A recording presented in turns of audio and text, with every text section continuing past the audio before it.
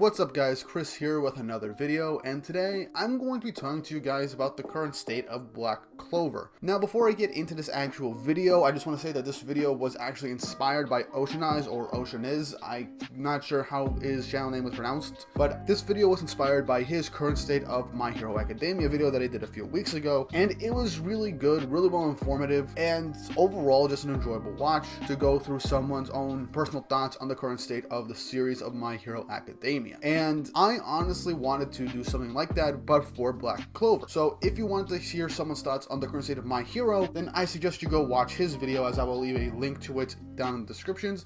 And also I'll leave a link to it in the title card up above so you can support his channel, as he makes a lot of great MHA content and anime content in general. He's a really good YouTuber and he's a really good guy, so I highly recommend you give him some support and give that video a watch at least. Before I get into the actual video, don't forget to like and subscribe and hit the notification bell for updates on future videos. It really does help, as we are very close to 1,000 subscribers, which is something that I did not imagine I would get to within this year, and I really hope you guys can help me out with that. Comment down below your thoughts on the video and Black Clover as a whole. And with all that said and done, let's get straight into the video. So Black Clover, as we all know, has been around for roughly 6 years at this point, and it's been a wild ride. When the anime originally came out, well, people were trashing it consistently, saying that it was trash, it was a ripoff, or whatever, it was lazy, whatever. And one of the main complaints was also because of Asta's constant yelling and how annoying he was. And I was kind of in the camp that Asta was annoying, but Black Clover seemed cool and it interested me. Despite the anime itself having very slow pacing from the start, not snail's pace, but pacing altogether, up until like the 20 or 30 episode count, which you shouldn't really need that long to get into decent pacing, but I stuck with the series and I enjoyed it. And the anime, despite not having the best adaptation all throughout, did have really good, amazing moments, and when it had enough material to adapt, then it looked really good. The pacing was consistent, and there are even some extensions to certain fights or characters that we didn't get in the manga. That and Black Clover filler, whatever filler we got, was honestly kind of fun to watch, and I didn't really mind it too much, as they didn't take like nearly 20 episodes worth of time, as a good chunk of anime filler arcs would be, or would take place in the middle of a major arc in anime, looking at you, Naruto and Bleach. But regardless, the anime was still enjoyable. It also helped that it had a really good soundtrack. It didn't really have any bad openings or endings, to be perfectly frank. To this day, like, at least half of the openings are on my Spotify playlist. However, Black Clover's main draw to me was the power system and the characters. Primarily the characters, because I just straight up fell in love with everyone in the Black Bulls. I'm just a sucker for like misfit crews of people. I mean, the One Piece crew, the Straw Hats, are my favorite group of all of anime and manga, and they're just a bunch of fun and differing personalities that just do all sorts of stuff. And there are a bunch of groups like that within anime and manga, and Black Clover is no different. It's honestly really fun to watch them all bounce off each other, different personalities, and they are kind of shonen tropes to varying degrees. Pretty much a good chunk of the characters in the Black Bull specifically, but that's honestly been the point, because Tabata could actually just really just go ham and just do whatever the hell he wants with these characters. And he even goes to the extra mile to give them all very compelling backstories. Save for Charmy at this point, because we have no freaking idea what her full backstory is. But pretty much every member of the Black Bulls has a backstory, whether it be a pretty normal one that we can get behind, or something very tragic that has happened to them and they've been mistreated, or they've experienced tragedy, or whatever have you. And they all just come together in the Black Bulls, as they were all recruited by Captain Yami, one of the best characters and mentor figures that I have seen in manga, period. He's hilarious, he's nonsensical, he's badass, he's someone you can rely on.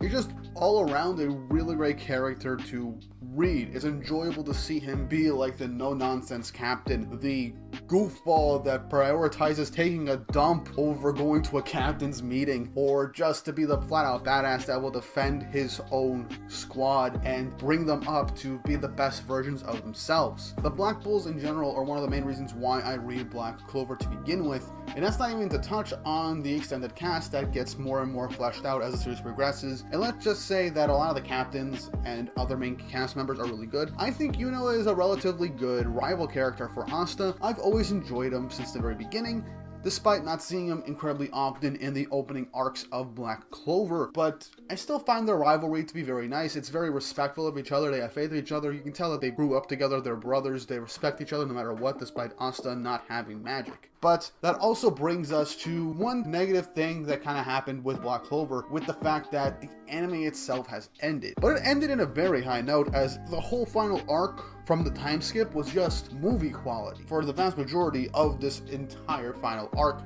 that was adapted into the anime. And fun fact, it was all actually done by overseas animators, not even in-house, and some of them even fan animators. And it shows that how much love and attention has gone to all of the fights and just all the fluidness of the whole damn final arc that for the anime. The anime ends with like 171 episodes for it to potentially return, and that's actually something I want to get into. We have no idea when the anime could return, but we do have a movie, and Jump Festa is going to give us some more information on this movie. And it took Black Clover how long? Like 5-6 years to get a movie adaptation. Whether it's canon or not, I have no idea. I don't think it's going to be a canon movie, but Black Clover's filler can technically be canon, as we've seen through the anime. So it's very possible that during the time skip, this could be like a whole freaking mission that they've done during the time skip, which can be very enjoyable and can add more context to the characters getting stronger. But this Black Clover movie is actually very good, as every major shonen series has had a movie. One Piece has had, I believe, 15 movies, I think so.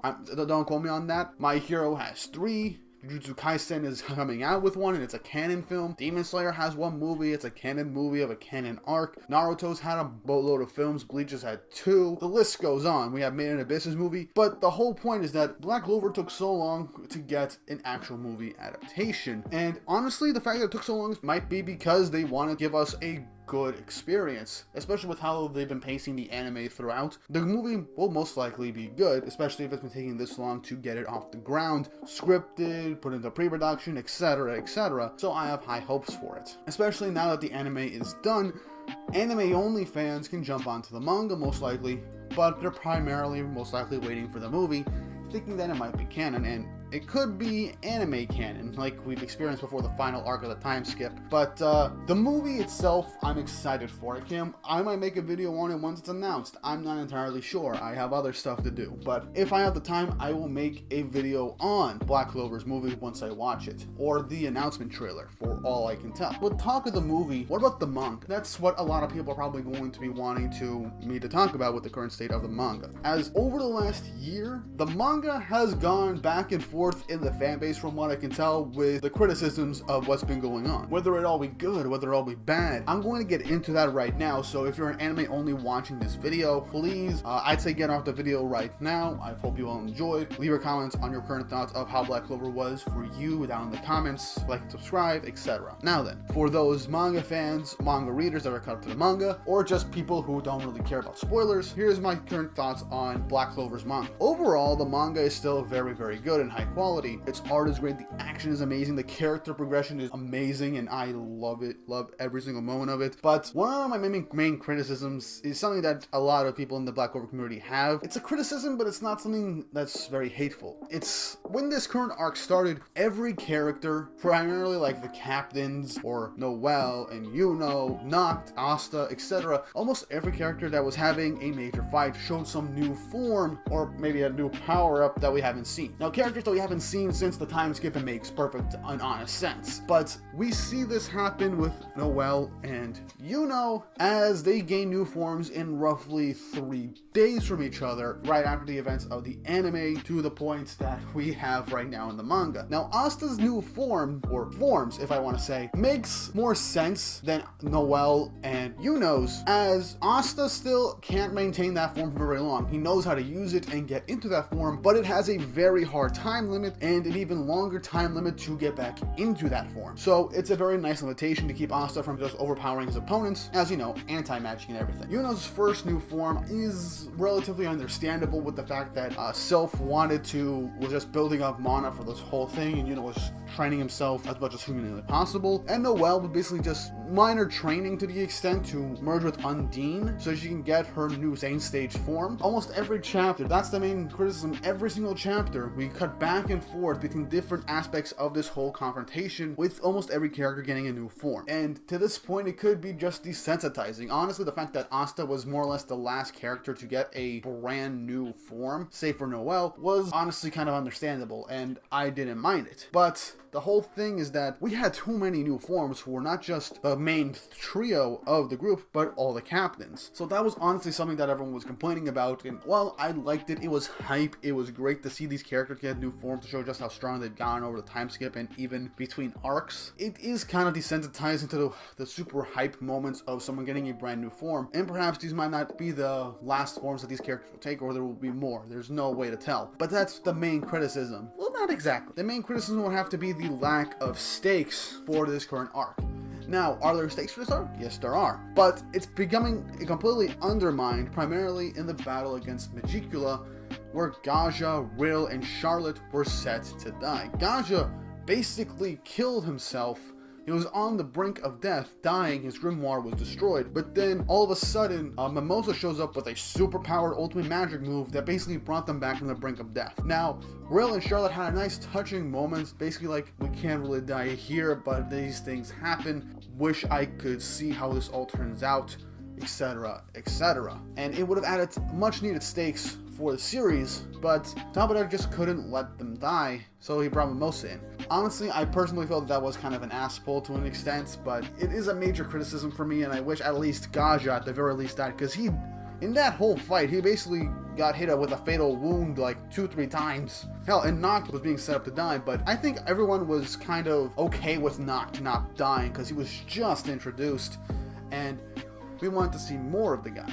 But yeah, the lack of stakes for this is honestly something that I personally, and I know a lot of people in the community share, is just something nonsensical, which is why Yami being the one to die in this arc is something that I don't want, but at the same time I feel like Tabata is building up towards, because the Black Bulls are basically up on their own feet. Noct and Asta and Noelle have basically been leading the charge for the Black Bulls to rescue Yami and William, but honestly, I can't be mad at all this in the end, because overall my main focus for me is the Black Bulls, and throughout all of this, throughout all the criticisms that I've had, the Black Bulls themselves get me every time. They're some of the best characters I've seen, and just in the recent chapters we've had multiple moments of the Black Bulls just nearly bringing a tear to my eye with how much they love their captain, how hype and how faithful they are in each other and in their captain. Hell, we even get a whole reason for why Yami wanted to create the Black Bulls in the first place, which was heart-wrenching and heartwarming at the end. Honestly, it literally makes me tear up just thinking about all these hype moments. And honestly, the Black Bulls literally steal the show every single time. And if it was just the Black Bulls as the main cast of this entire series, I don't think anybody would honestly be mad at it. And I think that's one of the main reasons why everybody still clings on to Black Clover. Black Clover is about the Black Bulls, it's about Asta, and these characters we all love and enjoy. We want to see them grow, we want to see them trust each other, we want to see them do whatever it is they can to,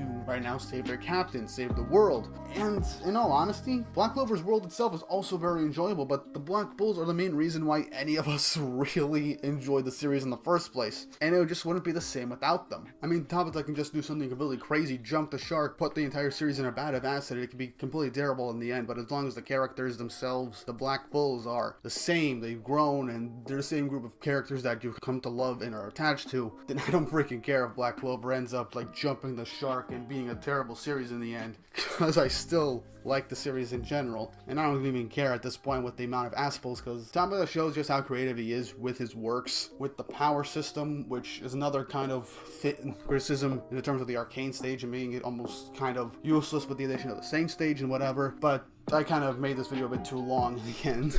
But the fights are also very interesting, and the different combinations of powers to be used to beat these near unbeatable enemies is always fun to watch, and just what Tabata can bring out of his like crazy mind to make the series more enjoyable and more hype. But if there's anything you can go for this video that you take from this video, is that Black Clover has a good chunk of problems, whether it be the anime's pacing problems, how the power system itself, while pretty good, all things considered, a very good power system itself, has been taken to extremes with basically introducing a stage system for the whole freaking power levels and stuff like that, to adding an entirely different one, like literally like an arc after everything was introduced between each other, giving people power-ups left and right, not committing to having characters that are set to die to flat out die, despite a character supposedly dying like 3 times in a single fight, only to be brought back from the brink of death, and also the mishandling of the recent villains, save for 1 or 2. too. I didn't really get into the villains for this video, but this video is long enough as it is. But yeah, Black Clover's got a good chunk of problems. I'm not going to deny that. But overall, it's very enjoyable. It's one of my favorite series, and I can't wait to read it every single week. And when the movie comes out, or when the anime returns, I'm going to be watching it regardless. And I know a lot of you are too, because